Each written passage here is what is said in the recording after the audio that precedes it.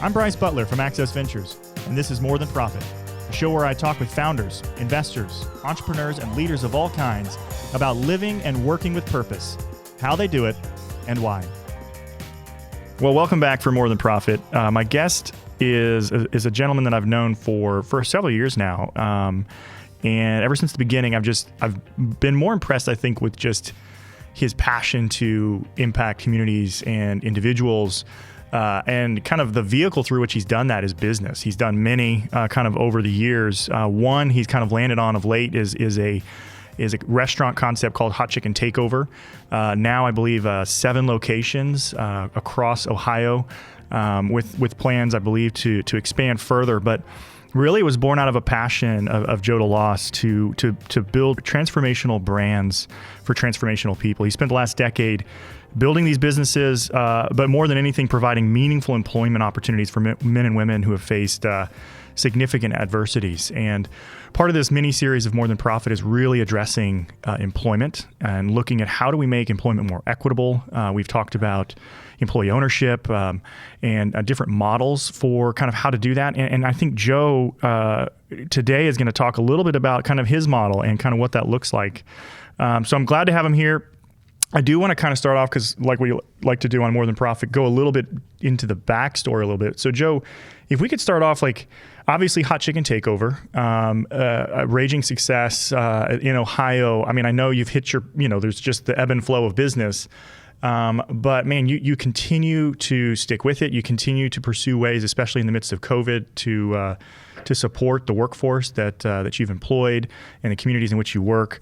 But can you take us back a little bit? How did that all get started? I know obviously in university you had some initial inklings, but what kind of got you on this path of building businesses to better people? Yeah, I mean, it's been kind of a lifelong journey for me. As I think for many of us that have jumped into entrepreneurship, those inklings for me started when I was really young. And so the 2 tracks to share in terms of my backstory. One is that from a very young age, I was incredibly entrepreneurial, and I just got really excited about finding ways to make my own money. And so I was, my first business, I think, was in probably the 4th or 5th grade.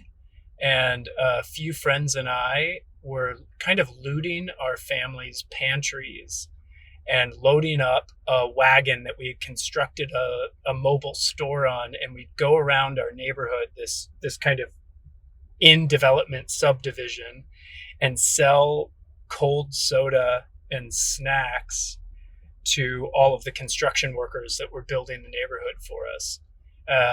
And it lasted, that business lasted, I think, 2 weeks before our respective moms realized that we were just taking everything from our pantry, and quickly realized that businesses have to have expenses, and my business didn't. So super profitable, but super short-lived.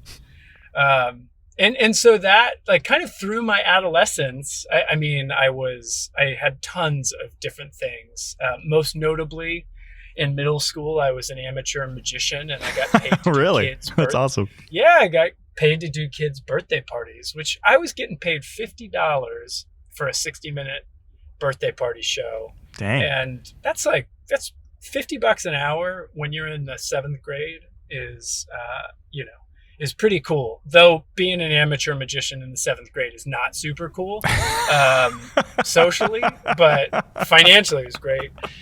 So yeah, I did that all the way through up into college. I always had side hustles, and it just really enjoyed the liberty of earning your own money and playing in that space. And so that was a meaningful thread. What was it about? What was it about your experience? Like, did you have, were parents encouraging that? Were teachers? I'm sure there's something innate in you that kind of drives that, but what was the environment like that really fostered that idea to pursue, even at that age, kind of side hustles, entrepreneurship, just to think differently? Because a lot of young kids don't, or maybe they don't because they just don't have those opportunities. But what about your environment really allowed that to take place? Well, so important to note here, I had access to a lot of resources and a lot of really successful and supportive adults in my life. And so, hindsight's 2020, and I am immensely grateful for the amount of privilege I had looking back to that experience. And so I think on the kind of entrepreneurial bent, you and I've had this conversation before. I think sometimes you meet somebody and you can tell whether or not they have it, Right. whether or not entrepreneurship is going to be comfortable for them. Correct. Given all the ups and downs. And so I do believe that's pretty innate, and I had that, but I also had a lot of adults in my life that had not necessarily been entrepreneurs in the kind of conventional definition sense, but even, my father was in sales and spent his whole life, building an income for our family based off of really just his hustle and his hard work. And so though he wasn't, he didn't own a company, he had a very entrepreneurial career and, would moonlight to help friends, businesses, or other things along the way. And I had that, spirit from a handful of adults in my life, including a grandfather who actually passed before I was born, but somebody I always felt kind of spiritually and connected to and really admired his legacy. And he was an entrepreneur that was a stonemason. And so those people existed in my life. But what's interesting is that's a similar group of people that also kind of encouraged this second path in my life, which is really around service and community impact. And so my parents in particular, before, probably a few years before my birth, my parents really made a pretty successful transition from really blue collar labor, blue collar industries into a more traditional white collar professional middle class employment track, which is something that's kind of hard to believe in our current climate that transition actually happens anymore. But because of that, and because of kind of a pretty substantial upswing in resources and wealth, my family, just as a unit, was heavily invested in service, community impact, and supporting folks, and even grew up with a grandfather that belonged to this large Catholic congregation, and he was the volunteer that ran the food pantry. And I grew up going to that food pantry with my grandfather, and was always irritated because he wouldn't let me have any of the number of delicious treats that were in that pantry, because he said it wasn't for us, and he would always take me somewhere afterwards, of course. But those like little imprints in those moments of kind of the integrity of service, and humanity of service, and the dignity of service for the people that it could benefit or be the recipient of, that was always very mutual, and not this very dualistic, us and them mentality that I think does a lot of harm to everybody involved. Yeah. Well, I love it. I know it's kind of a bit of an aside, just kind of focusing in on those early influences, and it's good. You and I talked about it before, so I knew you were going to go there. Just the kind of recognizing the privilege we're kind of born into. And so it's neat to see, like, okay, there's this privilege we're born into, but then really how do our parents and the adults around us shape it for good and in service of others, recognizing the things we've been given. And it's interesting because it's like, you and I both have kids. We both just moved on to farms. And I'm sure thinking about how do we instill this in the next generation. In fact, my daughter's here at work with me, and I was actually trying to figure out a way to get her on the podcast, but it didn't work or make sense. But, just kind of giving those opportunities to dream and to see work as fun and meaningful and community oriented.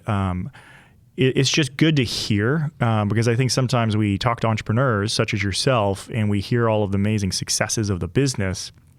And I think it's important to remember, like, how do we how do we take the lessons of the early years that shaped the person that is now leading that successful enterprise, and how can we take that into education or family life and really see the next generation flourish? So I'd actually be curious, like, how do you think about that now as a dad? Your experience, like what are you doing even with your own kids to foster and facilitate a sense of adventure and intrigue and curiosity that I think are just formative for how entrepreneurs kind of evolve and think as they grow up? Yeah, I think, it's an interesting dilemma. I think growing up, even for me, though I had a lot of these great models in my life about service and work and integrity, the majority of people, I think the trend is that work is something you should hate. I think that's the generally accepted principle, that work is a mechanism that is necessary, but ultimately something that is terrible, and you're going to do it 40, 50 hours a week so that you can bleakly celebrate, your earnings on a Saturday or Sunday. And I do think, even to some degree, that mentality is still pretty pervasive. Even if I think to the community of people that we have as friends and family, it's something that has become a necessary evil for folks. And so I never opted into that. I just never opted in that if something is this unpleasant, it's just not worth doing. And we spend so much time doing it. We better try to figure out how to make it more pleasant. Exactly. And so I always joke I'm a terrible employee, and I've lasted about 24 months in any job I've ever had before I lose my mind and quit. And the reality is I probably quit 12 months before I actually quit the job. And so my contributions were probably pretty bleak for that last part. And so I think, the first thing as I think about our family is that I want the way we spend our energy and our time to be in service of ourselves and others, but service to ourselves in the fact that it enriches our life, not just through the necessity of generating income for sustenance. And I will say, as a dad, I'm finding difficulty here because it's a hard line to work, because sometimes you do just have to work hard. Yeah. And you have to do things that are unpleasant for you. And so, though I would love everything to be really enjoyable and to feel the gratitude of being in service to myself and others, I know that's just not the reality all the time. And so I don't know if I have the answer to that, Bryce. Yeah. But I think as I look at the experience I'm having as a dad, it's picking those moments where I feel like, this is a moment that I'm going to push. And so I've got, both my daughters I'm helping kind of build some micro enterprises for. And so I have a daughter that has an egg business and a daughter that's starting a kombucha business. And, nice. My daughters are 5 and 7. And so these are very small things. But, there are times that I'm pushing that, hey, I know it's rainy out, but I'm not going to go get your eggs for you. Yeah. Or you've let these eggs pile up by the kitchen sink for the last 2 weeks, and you've got to wash 100 eggs. And so, I'm trying to pick what are the lessons that I want to teach, and how do I also allow them to kind of explore their childhood and all those other things and their curiosities. Well, it's because it's cool because like my daughter, I've done the same with my daughters, and it's neat to see them, but it's also, to your point, like there is an element of work that can be drudgery. And I think the idealism that we're always going to, go chase your dreams and do what you love, and you'll never work another day in your life. But the reality is sometimes you just got to work for a paycheck, and it's not always fun. It's not, every day I come home, it's not the most amazing day of my life. And so I think, how do we also help our children understand that? So like, washing 100 eggs, it's really cool the first day when you wash those 100 eggs and you sell them to your neighbors and you've got money walking around in your pocket. But the next day and the next day and the next day, And so I think it's interesting, your quote, like I just wrote it down, work is something you should hate. Like I definitely think there's an idea that's pervasive in culture.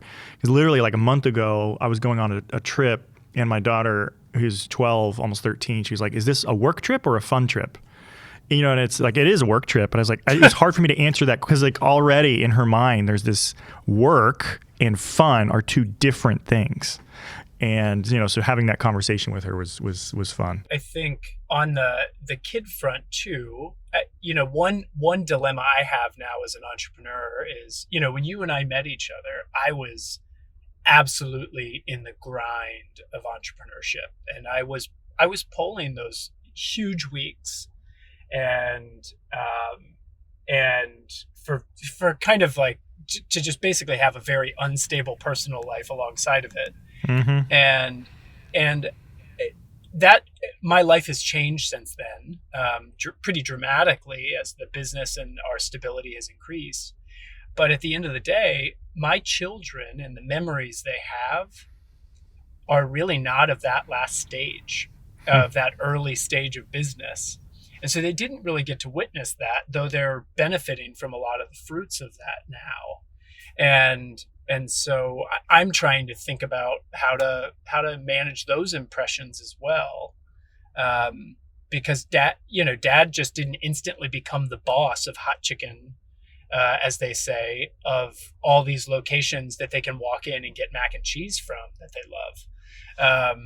And so, you know, I'm trying to kind of emulate some of those experiences as well, not to force them to be entrepreneurs, right, but to also give them a sense of appreciation for these businesses that we support out in the community and what it means, and why we might choose to go to our friends, you know, small market to buy produce instead of going to the grocery store. And yeah, so I mean, it's the first time I've ever been a dad to an almost 6 and almost 8-year-old, and I'm learning every day as they are. And I think these are important lessons, though. Well, I think that's interesting. Actually, I wasn't going to go there, but I think, you know, sometimes we have fund managers and investors and foundation folks on this podcast, but you're an entrepreneur, and I think sometimes we can kind of brush past that. But I think that early grind that you mentioned, kind of the evolution of a company, I mean, I think that's a helpful thing to kind of pause on. Like you and I did, and like many times have conversations about like what that was like and the impact on your family and just the exhaustion. How did you, you know, speaking to the entrepreneurs that might be listening, how did you make that transition? Was it something that was just inevitable as the company became more stable, as you said, or were those some conscious decisions that you made, and then over time you were able to institute some things that gave you some more flexibility for the home life? Yeah, it's a tough. I mean, of course, hindsight's 20/20 here. Sure. And so I know, you know, the catalyst for me for dramatically changing the way I worked and my orientation towards work was a really tough one, which was that I was crippling my family, I was crippling my marriage, I was crippling myself, you know, spiritually, physically, all of those things. And I hit a bottom. Yeah, there's kind of no way around it other than just hitting a really terrible, miserable bottom that I wasn't sure I was going to come out of. And I, you know, kind of realized that I had become addicted to the achievement, to the vision, to what's next, and stopped worrying as much about the means to that end. And you know, kind of mindfulness 101 here is to be really present and to make sure that you're working for kind of to generate as many beautiful moments in a day as you can, if those are in pain or happiness or sadness or, you know, whatever. And I was really in service to something that was going to always be out of reach, because nothing was ever good enough. And I, you know, whether that is wired in me, that was an innate pattern, or whether it's just kind of the popular romantic culture around entrepreneurship and sacrifice and scaling and increasing impact. And I think the reality for me is it's probably all of those things. But I had drank some really poisonous Kool-Aid, and I was doing a lot of harm because of it. And it took a lot of work to get out of there. So as I talk and as I spend now a lot of time mentoring and supporting newer entrepreneurs or first-time entrepreneurs, there's a lot of practical information I think you can offer somebody about, how to make the right business banking relationship and how not to get screwed by an attorney and all of these things that we can talk about. But there's also this idea of really, really challenging your assumptions and your vision and your commitment to a future that is not now, and really making sure that you're operating presently and not generating more harm to yourself or the people that are important to you or your teams in the process. Because it's pretty miserable. I mean, no way around it. Well, man, and I appreciate your honesty, because I think it's helpful, because I think sometimes, again, we hear the rosy stories, but I think more and more I hear about just the need to think about the emotional and mental wellness of founders and just the grind that it is, and how do we acknowledge that, the humanity of the people leading these companies. I remember reading a business psychology book called The Addictive Organization. It's an old 1980s business psychology book, and it just talks about like why, how organizations are run by people, and organizations can take on addictive personalities. And what they found, this business psychologist was looking at like mission-oriented organizations. So, we're going to dive into Hot Chicken Takeover as a social enterprise. But these businesses that are mission-oriented, generally they call people to something outside of themselves, and so people are willing to oftentimes go further than they would for a traditional employer, because it's for the children. And I have to believe, like, in the work that you're doing, like this pursuit of impact, it's like, but man, we're helping so many people that really, really need it. And that's true, but we look at like the effect of that on the people around us, and how do we balance this need for self-care, family care, and also community impact, and what does that look like to do it well, so we can actually do it longer. So it becomes a huge crutch. Yeah. It becomes a crutch to be able to say, like, well, if I don't pull this extra hour, cover this extra shift, I'm going to be taking jobs away from somebody in recovery that needs to get back on their feet. And it's, it becomes such an easy way to justify and rationalize bad decision making and bad leadership because of a mission. And so I think you're running a gauntlet as a social entrepreneur or an impact-minded entrepreneur in particular, because there's also a whole layer of romance around that. And it inherently, the idea of sustainability as a social enterprise is kind of a tightrope. If you're making too much money, you're exploiting folks. If you're making too little, you're not operating as a true enterprise. And it goes the same for your orientation towards impact and overall team health and stability, I think. Yeah. Well, I think you've kind of gone there a little bit with the social enterprise stuff. I think you and I have talked about this before. And you're a very thoughtful person when it comes to words.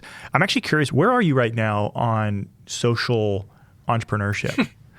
Because I think part of it is it's confusing, and some people I've talked to, they've elected not to use those words. Like, how do you think about it, and like what does that mean to you? Do you talk about yourself still as a social entrepreneur, and Hot Chicken Takeover as a social enterprise? Has that been positive for you, negative for you? Like, what does that mean as you think about that, and kind of what that looks like even over the next couple of years? So I can answer in a few ways. Yeah. One is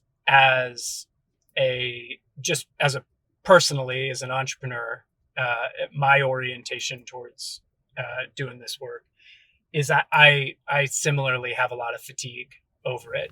And I have some fatigue over the terminology and the language and the nomenclature being kind of hijacked by larger corporate interest in kind of this like greenwashing, social impact washing strategy for corporate social responsibility that I think is often BS.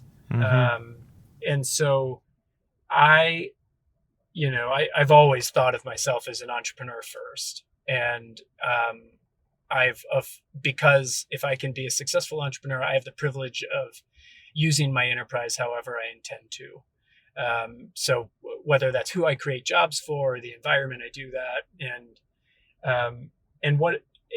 so the second part of that is, as an advocate out in the community, as an educator, as somebody on the professional speaking circuit,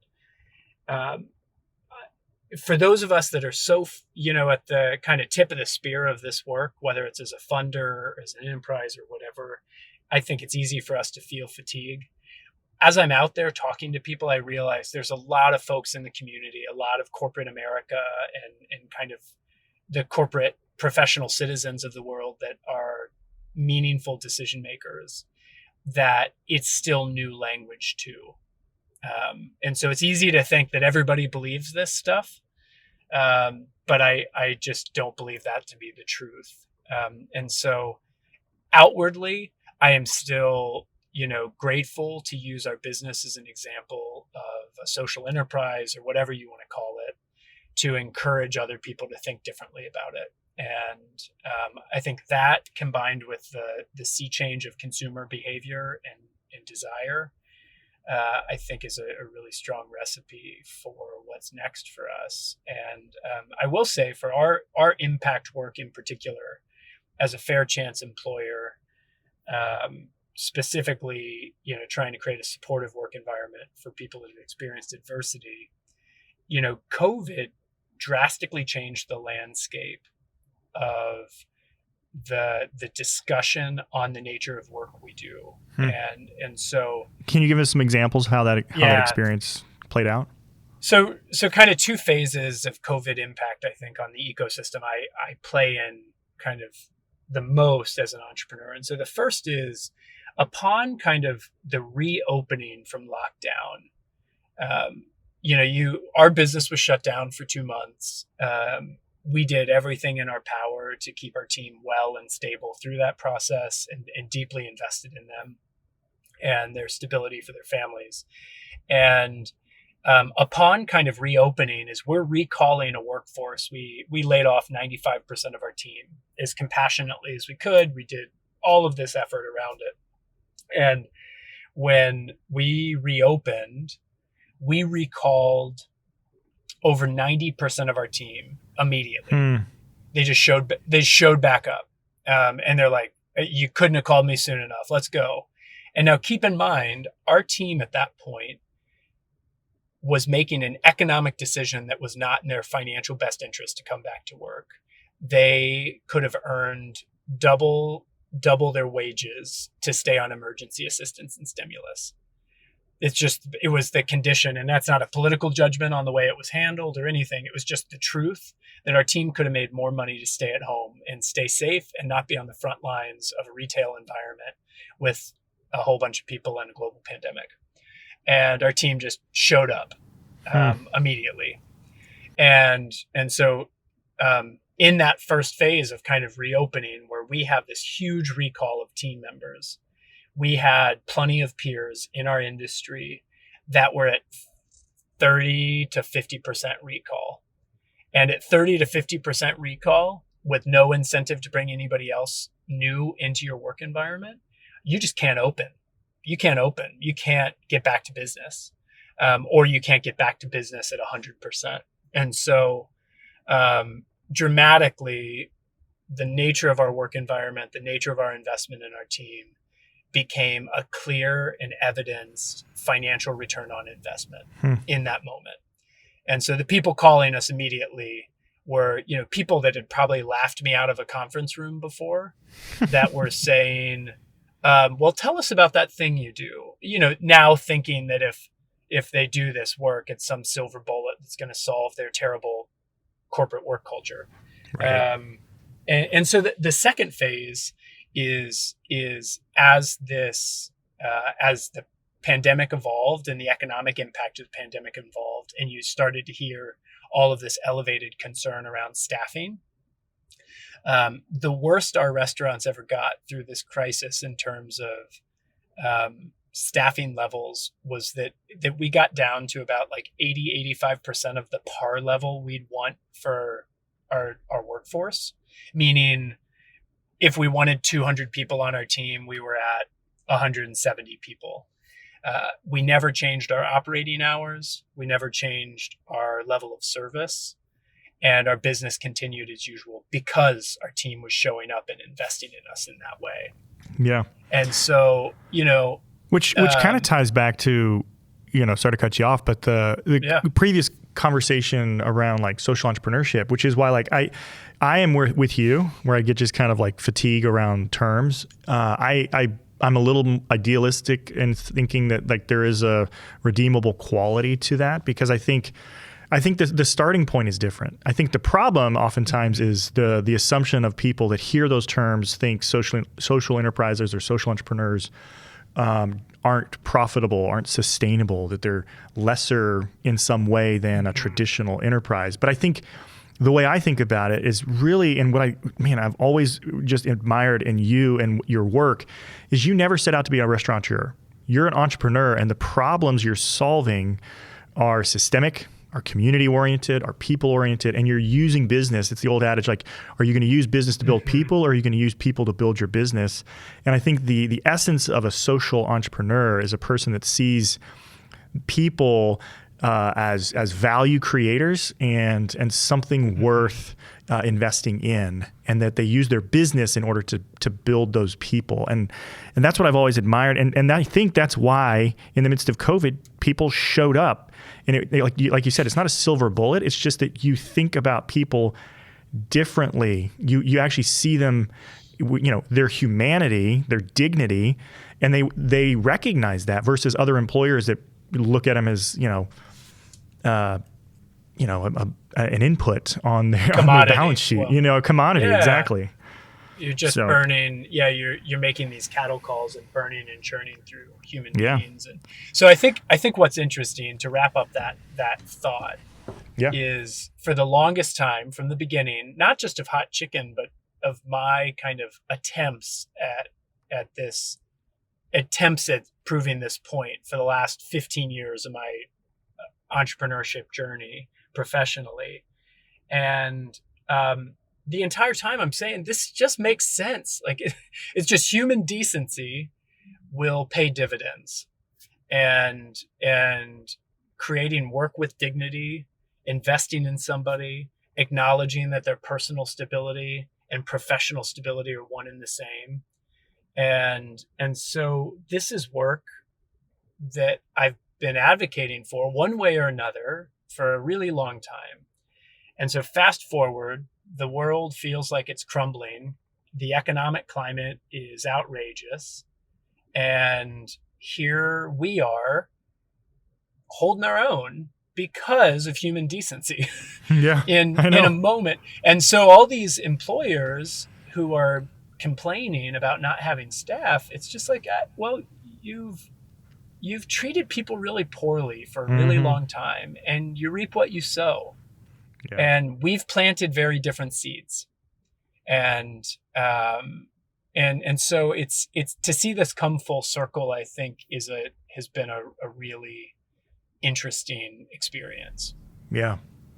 Well, and you once said, I've got a quote here, that we've got more people with criminal records than we do college degrees in this country.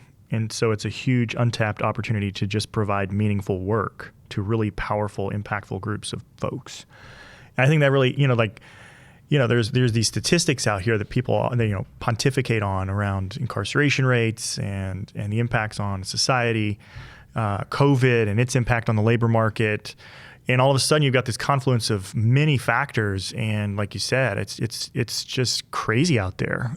But in the midst of it, after 15 years of kind of building something, I think really faithful and kind of staying kind of true to your core around human dignity, the value of work and seeing the person, you've been able to weather that. When I turn on the news or I'm looking at Business First here in Louisville or anywhere in the country, and you just see the number of closures of businesses because they can't get people to come back to work. Like, I think the people that get it, they really see their workforce as team members versus employees. Even language around that is so powerful, which is why, like, I want to dive into, like, so Hot Chicken Takeover. One of the words you kind of helped teach me is this idea of fair chance. And I want to kind of, if you could help me in a quick, like, second chance, fair chance, like no chance. Like, why does this matter? And you know what I mean? Like, why are you pressing into this? And like, what would you say is like the distinctive and why you've, settled on phrases like fair chance?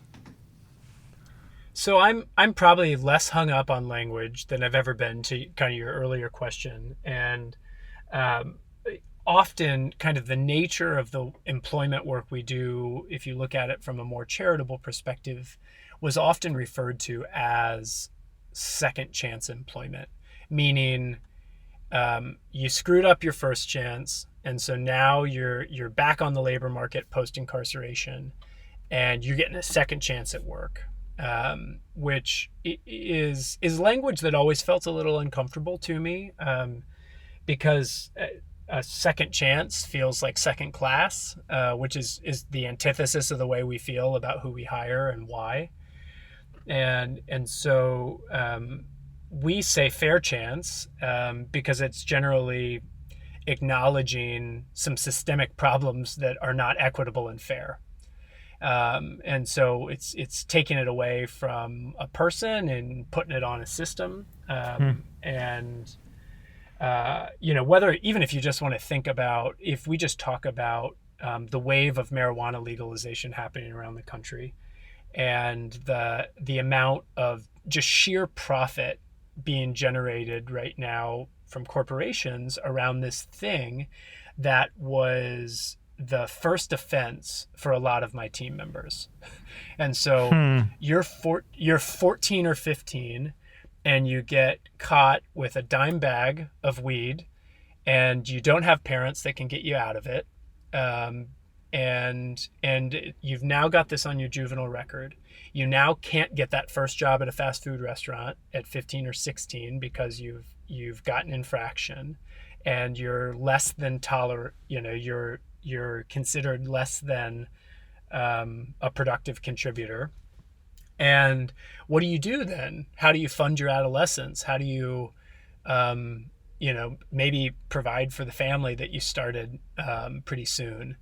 Who knows? And it started because you did something that now is completely acceptable. If you have a Patagonia puffy vest and investment bank job, you're probably making a ton of money off of this. Yeah. And it was the first offense that led to a life of fewer opportunities and ultimately a survival strategy that may have yielded a larger criminal record. And so that doesn't seem quite fair. So how do we build a work environment that is equitable, fair, has upside potential for everybody, and has a really objective career trajectory? And so I think fair chance has been wrapped around this particular group of people with criminal offenses and records. But if you kind of extract yourself from that, it's also just about creating an equitable and supportive work environment that is probably more fair for anybody that works there, regardless of your past. Yeah. Well, man, we could talk all day, and I want to be mindful of time, but one of the things I wanted, like one of the final questions, and we can go any direction with this, was really around, the idea of equitable employment. Because as I've been watching kind of Hot Chicken Takeover from afar, and as we've had conversations, you started out to provide jobs, meaningful jobs. But I know, just kind of in our conversations, that as you've done that, you've identified challenges that many of your workforce face. That how can I solve for those things, and what could I do differently, or is there a role for the corporation or the company or the team to support these ancillary needs that some people might say aren't part of the business model, so to speak. So when you hear like equitable employment, what does that mean to you? And what are some of the things that you're proud of having done at Hot Chicken Takeover to make the employment environment more equitable, recognizing the challenges that many people face? Because I think what I want to make sure people don't leave this conversation from is like employment is equitable employment, or employment we're talking about is, a living wage. I think that's part of the conversation. But what we need to think through are some of the things that I know you do at Hot Chicken Takeover, which is, again, going back to the humanity of every person and the value they bring to the team, and how do we help them in the face of the challenges they may be experiencing, even if they're outside the workplace. This is a great place, I think, to wrap it up. And I've got a lot of thoughts on it, so I'll try to. Go with it, because I know you do, Yeah. and I would love for you just to kind of like share them, because you've been doing it for 15 years, and I think you're the type of person that really has tried some things I know haven't worked, and really seen some fruit from some things that you have done. Yeah, so I think I'll respond kind of on a micro hot chicken level first, and that personal experiential level. But I also want to talk about the macro environment, because I think it's changing right now, and the employment landscape is changing around this as the discussion elevates. And so from through my career, and now Hot Chicken is about to turn 8 years old. It'll turn 8 years old in 2022. And so this experience plus the trials before, I think we've all come to appreciate that, like I said earlier, that somebody's personal stability and professional stability are one and the same. The likes of Google and some of these, the people you read about in Fast Company that create these really magnificent work environments where they give people sushi and massages and naps during the day. They've acknowledged a set of needs and amenities that are really conducive to getting what they need out of their workforce. And so, in many ways, we've just taken the exact same mentality, that best in category employer mentality, and applied it to a group of people that have, for the most part, experienced volatility and adversity in their life. And so the set of amenities and benefits they need are fundamentally different than sushi rolls and massages. But that it's the exact same. It's the kind of a perfect parallel. And so for us, that has been investments in somebody's financial security and stability. And so, though a 401k is really dreamy and sweet if you're planning for your retirement, it's not particularly applicable if you're getting out of a halfway house and you're moving into your first apartment, because you're just not worried about what happens when you turn 65.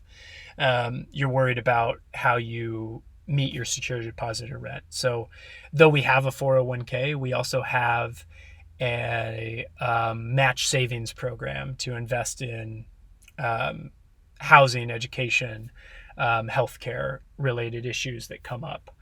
And so, that financial security piece, access to the banking system, has been really meaningful for our team and has been pretty battle tested. And so if you're an employer, not necessarily a fair chance employer, but if you're an entry level employer employing anybody that is call centers, warehousing, logistics, healthcare assistants, you're generally hiring from a category of folks that have experienced a lot of instability in their community because of lack of resources.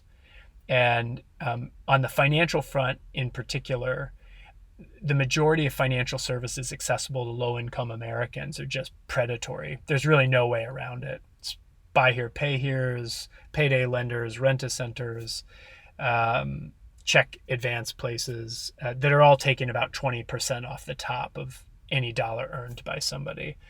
And so it's just that's not fair. And so we've tried to create economic alternatives to those conditions. And so the other piece is that we have an environment that gets people access to healthcare really quickly, that gets people access to paid time off from the day they start working for us, that gives people a growth career trajectory that they can own themselves. And so all of those things we've learned along the way, but they're the same. These are all, and this is kind of where it goes in the macro environment. Those levels of personal instability, housing, financial, healthcare, are ultimately all of the things, childcare, that show up that make it really hard for somebody to be successful at work. And so you've got a lot of conventional employers who are also all the conventional employers that you'll hear say, we're entrepreneurs, we're innovators, we don't want the government in our way. And we don't want to talk about living wages. We don't want to have a wage mandate, all of these things. And so they're asking for this freedom to innovate, to solve the problems they need to innovate. But they're not applying that same acknowledgement to the workforce. They're actually expecting the government to prepare the public. They're actually expecting the government to get this low-income communities ready and able to work without any complication. Yeah. And you appreciate the hypocrisy in that. Well, and the funny thing, and I think I've realized of late, is nobody questions the dry cleaning delivery service that white collar workers get, at the law firms downtown. Yep. Nobody questions the car washes in the parking garages. Nobody thinks twice about the buses that transport people from downtown San Francisco to Facebook. They may complain about them from a community level, but they don't, at a business level, they don't bat an eye at it. But when you apply that same principle to thinking about the single mother that works for you and needs assistance with ...